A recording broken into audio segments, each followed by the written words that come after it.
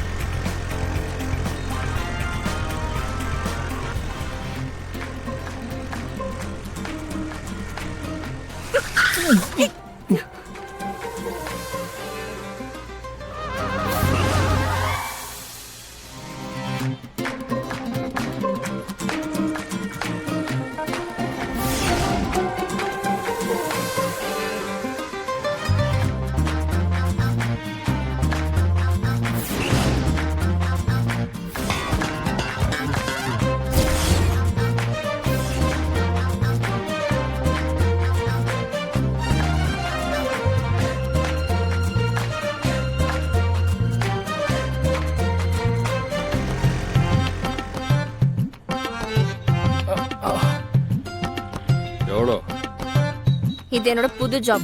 எனக்கு வந்து first ride.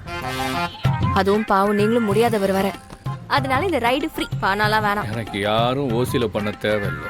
நான் ஒரு பேசஞ்சர், நீங்க டிரைவர், அவ்வளவுதான். எவ்வளோன்னு சொல்லிட்டு வாங்கிட்டு போயிட்டே இருங்க. எனக்கு பணம் தேவையில்லை. அப்போ உமா போதுமா? என்ன வேலை? தம்பி, நீங்க இப்படி பக்கத்துல வந்து உட்காருங்க. உங்க கையை நீட்டுங்க.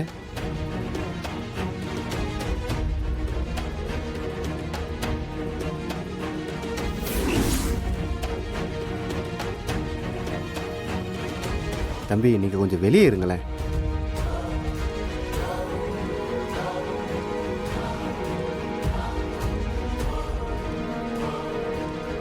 பத்து வயசு சின்ன பையன் ஒருத்தன் 15 வருஷத்துக்கு முன்னாடியே உங்களுக்கு வந்த ஆபத்திலிருந்து காப்பாத்திருக்கான். நான் சொல்றது யாருன்னு உங்களுக்கு புரியுதா? கர்ணா. அவன் சாதாரண ஆள் இல்லை, உங்க குடும்பத்தையே காத்து நிக்கிற ஐயனார். இப்போ வரைக்கும் உங்க சொல்லுக்கு கட்டுப்பட்டு நடக்கிறான். ஆனா இனிமேல் அவனுக்கு கல்யாணம் நடந்ததுக்கு அப்புறம் அவன் உங்களை விட்டு பிரிஞ்சு போயிடுவான்.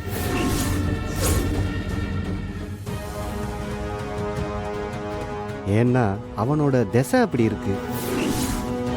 அவனுக்கு வரப்போற மனைவிய உங்க கட்டுப்பாட்டில் வச்சிருந்தா நல்லது நடக்கும். உங்களை யாராலையும் அசைக்க முடியாது. உங்க குடும்பம் நல்லா இருக்கணும்னா அதுக்கு உங்க கூட எப்பவும் கர்ணா துணையா இருக்கணும்.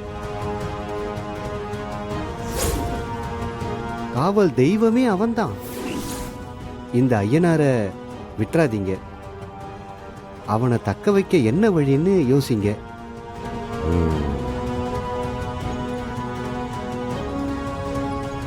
ஐயா, இந்தாங்க. நான் உங்ககிட்ட என்னெல்லாம் சொல்லி கொடுத்தனோ அதில் ஒரு வார்த்தை கூட மாறாம அப்படியே சொல்லிட்டீங்க. இது போதும் எனக்கு. இனிமே எல்லாமே நல்லபடியாக தான் நடக்கும். முதல்ல இந்த பணத்தை பிடிங்க ஐயா. ஐயா, நீங்க பணம் பத்தலைன்னா சொல்லுங்க, நான் மேற்கொண்டு தரேன். அட ஐயா, இதை பிடிங்க. நான் இந்த வீட்டுக்கு வந்ததுல இருந்து உங்க எல்லாருக்கும் ஜாதகத்தை பார்த்து சொல்றேன். அதுல சொன்ன எல்லாமே உண்மைதான். அதே மாதிரி தான் கர்ணாவுக்கு நான் சொன்னதும். ஜாதகத்துல என்ன இருக்கோ அதை மட்டும்தான் நான் சொன்னேன். அவன்தான் குலசாமி, காவல் தெய்வம், ஐயனாரு எல்லாமே. நான் சொன்னது எதுவுமே பொய் கிடையாது. அவன் உங்க பக்கத்துல இருக்கிற வரைக்கும் உங்களுக்கு எந்த ஆபத்தும் நெருங்க வாய்ப்பே இல்லை. அது மட்டும் இல்லாம கர்ணாவுக்கும் இந்த குடும்பத்துக்கும் ஏதோ ஒரு பூர்வ ஜென்ம பந்தம் இருக்கு.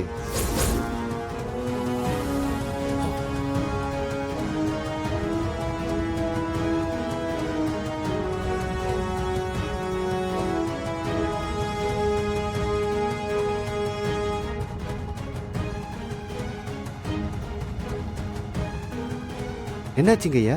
ஏன் ஒரு மாதிரி ஆயிட்டீங்க? அதெல்லாம் ஒன்றும் இல்லைங்க, மேற்கொண்டு சொல்லுங்க.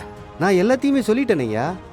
ஆனா அவனோட கைரேகையை பார்த்து தலையெழுத்து என்னவோ அதை மட்டும்தான் சொன்னேன். மற்றதெல்லாம் விதிப்படி தான் நடக்கும். எதையும் தானாவே மாத்திட முடியாது.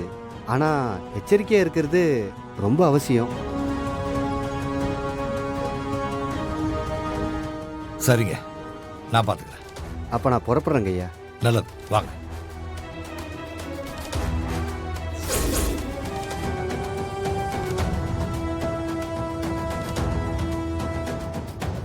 நான் உங்ககிட்ட ஒரு முக்கியமான விஷயம் பேசணும்.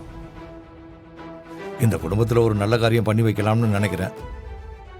நம்ம கர்ணாவுக்கு ஒரு பொண்ணை பார்த்து கல்யாணம் பண்ணி வைக்கணும். நம்ம கர்ணாவா? சரி, அதை விடுங்க, அது கூட பரவாயில்ல.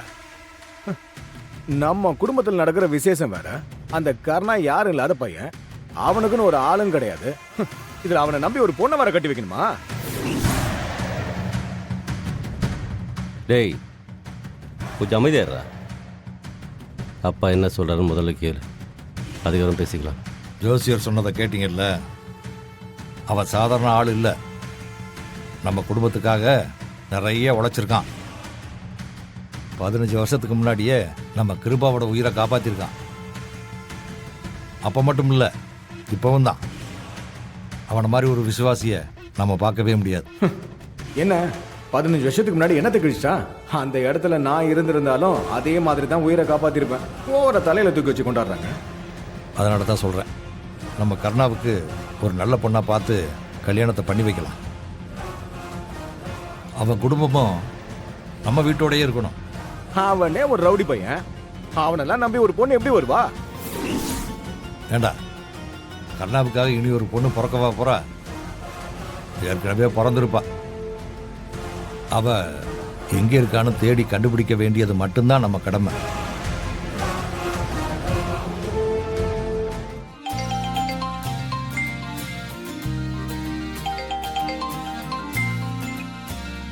ஹலோ, சொல்லு சித்ரா. அக்கா, நீங்க எனக்கு ஒரு ஹெல்ப் பண்ணணும். மாட்டேன்னு மட்டும் சொல்லிடாதீங்க. நான் உங்களை தான் முழுசா நம்பியிருக்கேன். முதல்ல என்ன ஹெல்ப்னு சொல்லு.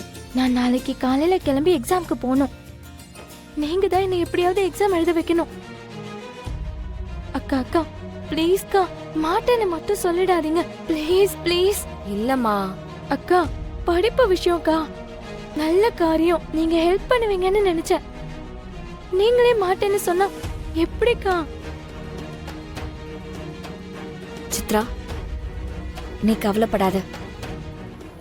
நாளைக்கு உன்னை நல்லபடியா எக்ஸாம் எழுத வைக்க வேண்டியது என்னோட பொறுப்பு. தேங்க்யூக்கா. சரி, நாளைக்கு நீ என்ன பண்றனா? சொல்லுங்க. சரிக்கா, ஓகே.